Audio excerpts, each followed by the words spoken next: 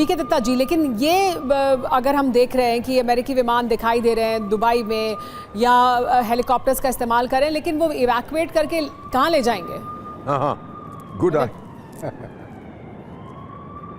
जी, Iran में ले जाएंगे। वीके दत्ता जी, आपसे मेरा सवाल है। हाँ जी, कहाँ ऐसा है कि आपको याद हो जब बहरीन में भी पिछली बार अटैक हुआ था, उसमें ईरान ने काउंटर किया था जब उसके ऊपर बमबारी हुई थी उसके न्यूक्लियर साइट्स के ऊपर, तो इन्होंने बहुत सारे लोग जो उसके सेंटकॉम वाले थे उनको बेस से निकाल के 5 स्टार होटलों के अंदर कर दिया था कि चलो यहाँ तो हमला नहीं होगा।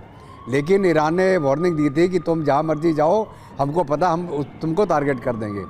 तो अभी ये इनको ऑलरेडी जो इनके आइडेंटिफाइड बेसिस हैं वहाँ से निकाल के और किसी सुरक्षित जगह में रखने की चेष्टा करेंगे, क्योंकि इन्होंने ईरान के इंटेलिजेंस हेड को तो अभी मार दिया है जो लास्ट अटैक हुआ है जी। वो जो ईरान की इंटेलिजेंस एजेंसीज है एकदम तो खैर ख़त्म नहीं होंगी, एजेंट्स ग्राउंड के ऊपर होते हैं, वो इनपुट इनको मिलते रहेंगे।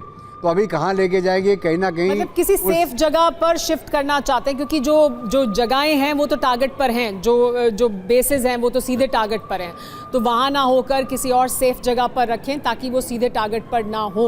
लेकिन इस बीच एक और बड़ी खबर आ रही है, ईरान में एक बार फिर अमेरिका और इजराइल ने बमबारी की है। IRGC के ठिकानों पर बारूदी प्रहार किया गया है। हमले में IRGC बेस धुआं हो गया है। IRGC बेस अभी तक बचा हुआ है, ये सवाल है अपने आप में, क्योंकि लगातार पहले दिन से ही IRGC के जो अलग अलग बेसेस हैं, IRGC के जो दफ्तर हैं वो निशाने पर हैं और उसके लिए शक्तिशाली मजबूत मिसाइलों का इस्तेमाल किया जा रहा है, टॉमाहॉक मिसाइलों का इस्तेमाल किया जा रहा है और तमाम तरह की मिसाइलों का इस्तेमाल किया जा रहा है। फाइटर जेट्स उड़ान भर रहे हैं और ख़ास तौर पर IRGC के बेसेस, IRGC के दफ्तर, जो खुफिया विभाग है ईरान का, वो और इस तरह के तमाम और रणनीतिक तौर पर अहम विभाग और दफ्तर निशाने पर हैं।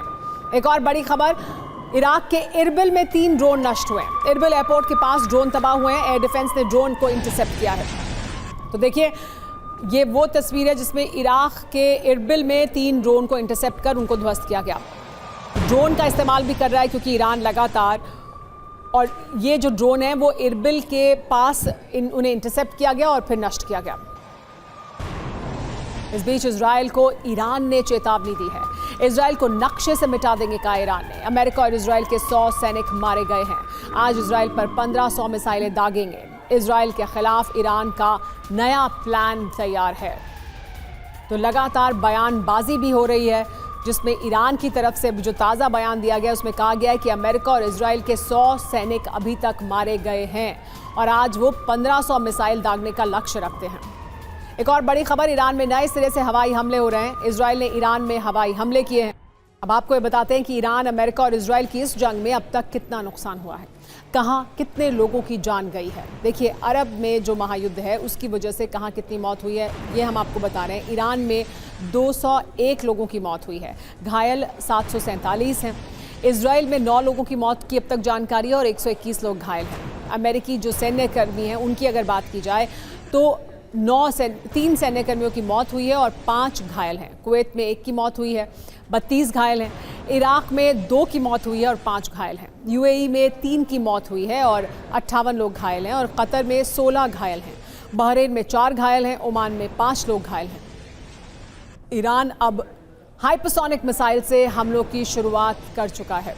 ईरान में जितनी तबाही हुई है, ईरान उससे भी अधिक बड़ी तबाही मचाने की ठान चुका है। ईरान में जितना खून बहा है, ईरान भी उतना ही खून बहाने वाला है। ईरान के सुप्रीम लीडर खामेनेई की मौत का बदला लेने के लिए ईरान नेतन्याहू को अपना टारगेट बनाने की कोशिश में है।